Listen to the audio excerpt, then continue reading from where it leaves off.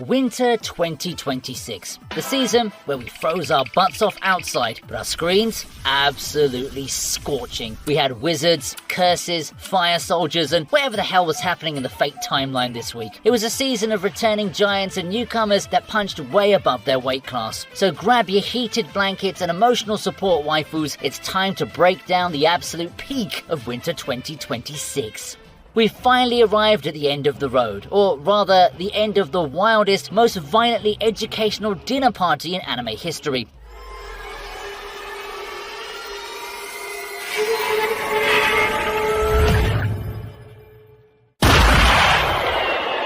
I've always said that Golden Kamuy is the only show that can seamlessly transition from a suspenseful sniper duel to a 5-minute segment on how to properly season sea otter brains, and this final season took that tonal whiplash and turned it into an art form. It felt like saying goodbye to a chaotic group of friends you just met in a fever dream. It's pure, unadulterated adrenaline animated with a grit that finally matched Noda's manga, a truly distinct masterpiece that refused to be anything but itself until the very last season.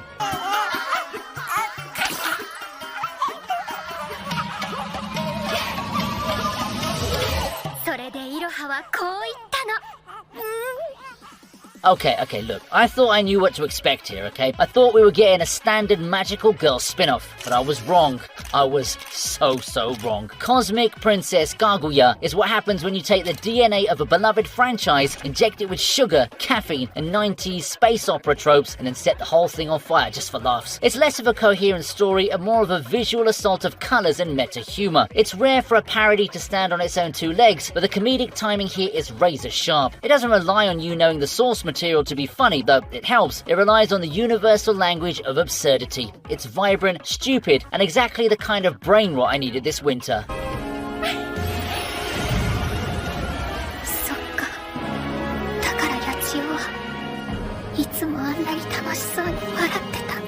If you listen closely, you can actually hear the sound of the animators' souls leaving their bodies to bring us this spectacle.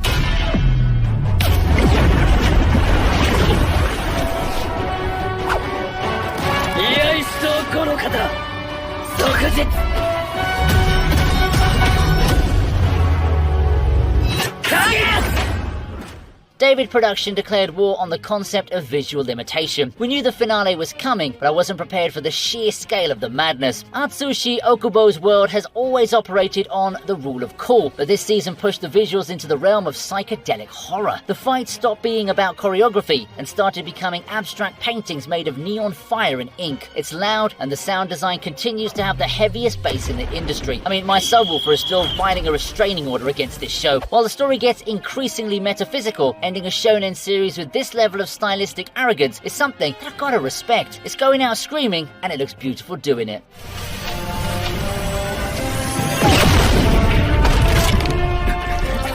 We've heard opposites attract since school, and this anime is exactly that.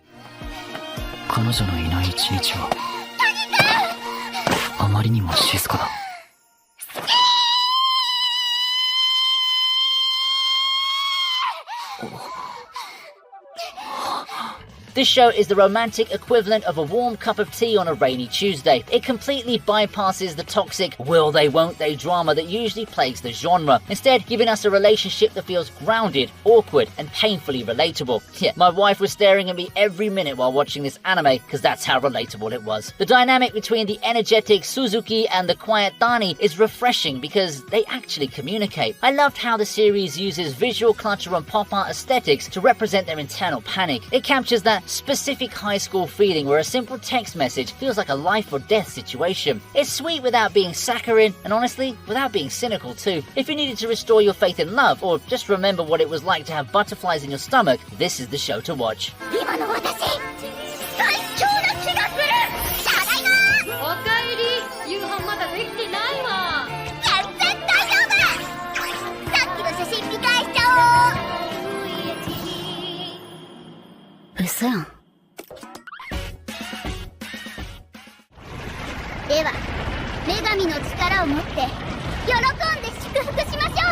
We're all tired of the chosen one narrative, right? Well, so is this show.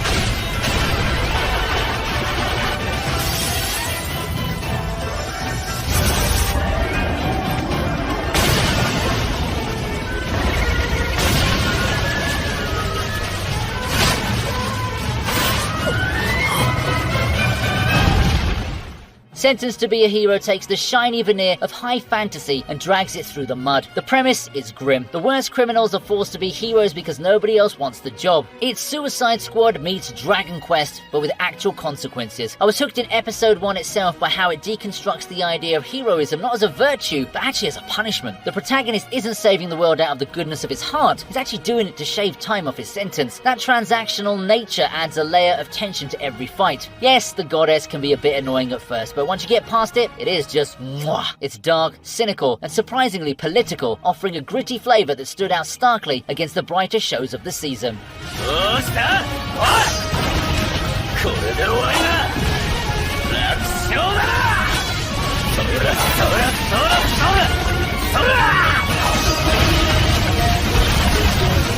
The Anime Merch just dropped their latest collection, and I'm not joking when I say this stuff hits different. Let's start with the hoodies. Check out those clean designs, packed with authentic anime vibes and comfortable enough for everything from marathon streaming sessions to stepping outside. This hoodie's versatile enough for every arc of your life. My favorite part? It's subtle yet powerful. Real fan gear. The type that gets noticed by fellow weebs who'll throw you that silent nod of respect. But here's the thing, if you're a true fan, you know your room is more than just a room. It's a shrine. And a shrine isn't complete without some serious flexes. The Anime Merch gets that, okay? They're not selling you junk that belongs in a filler episode. They're here to give your setup the kind of glow up even Goku would respect. The amazing peeps at the Anime Merch have hooked us up with 10% off your entire order. Just use code VINNY at checkout. I've already placed my order, so now it's your turn. The link's in the description. Move fast before your size or favorite piece sells out. Stay cozy, stay cultured, and now back to the video.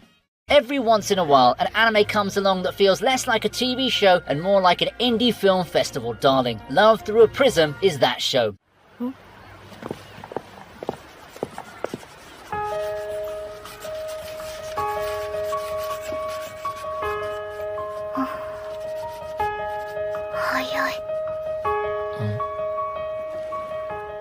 Visually, it's stunning. The use of lighting and colour palettes to convey emotional states is masterful. I found myself getting lost in the backgrounds, which often told more of a story than the dialogue did. The art's beautiful too. Every frame feels unique. It tackles complex themes of identity and fractured relationships with a maturity that the medium often lacks. However though, be warned, this isn't a happy watch, okay? It's an emotional roller coaster. It explores the messy, ugly parts of loving someone, and by the end, I felt hollowed out, but in that specific, cathartic way that only great drama can achieve. It's a slow burn that leaves a scar. It feels like we waited an eternity to get back to the island, but Hell's Paradise wasted zero time reminding us why we missed it in the first place.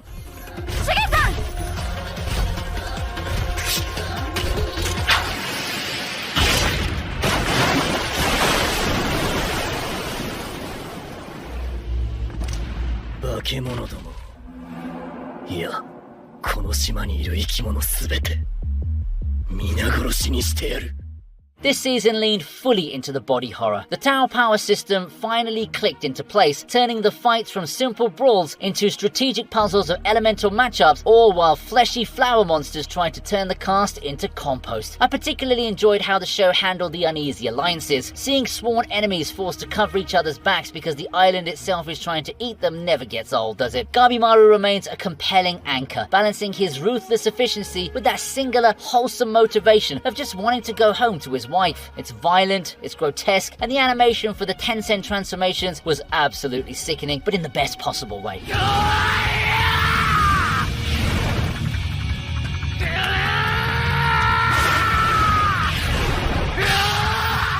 I've spent years trying to explain the Fate timeline to people. I've used charts, and you know what? I've even used whiteboards. And then Fate Strange Fate comes along and says, who cares? Let's just throw everyone into the American desert and see what happens.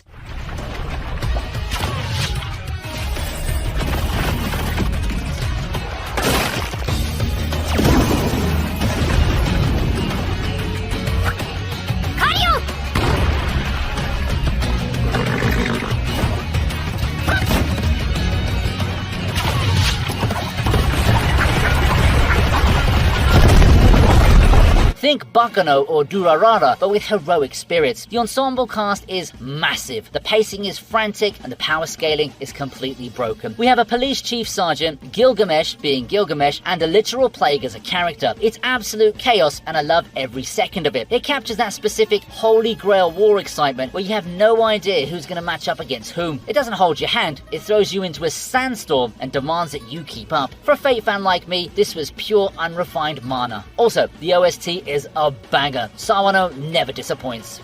相変わらず見事な腕だ。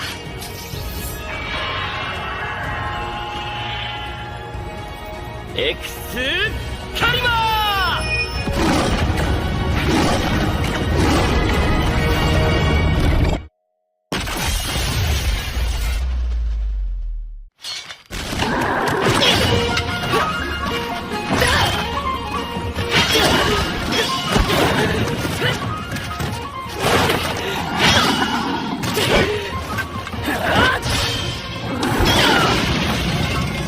今までのやつとは違う。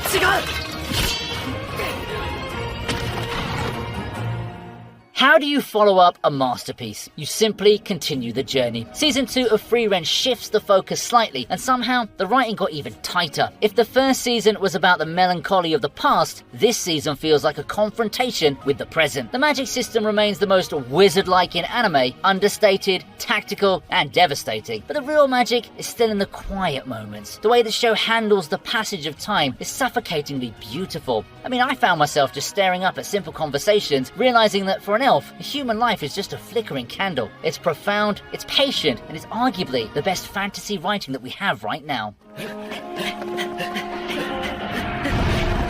なぜ僧侶の私が重い方を？ハイターは酒臭いってさ。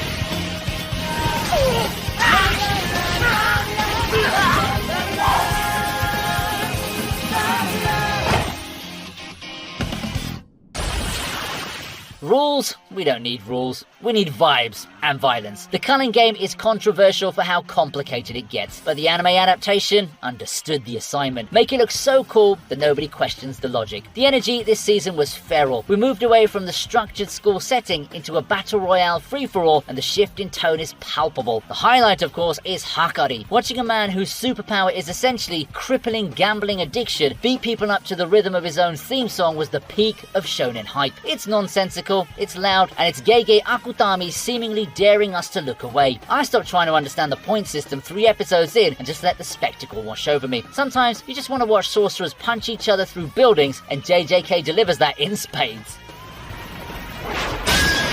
頭は頭。攻撃さえ届けば勝ち割れる。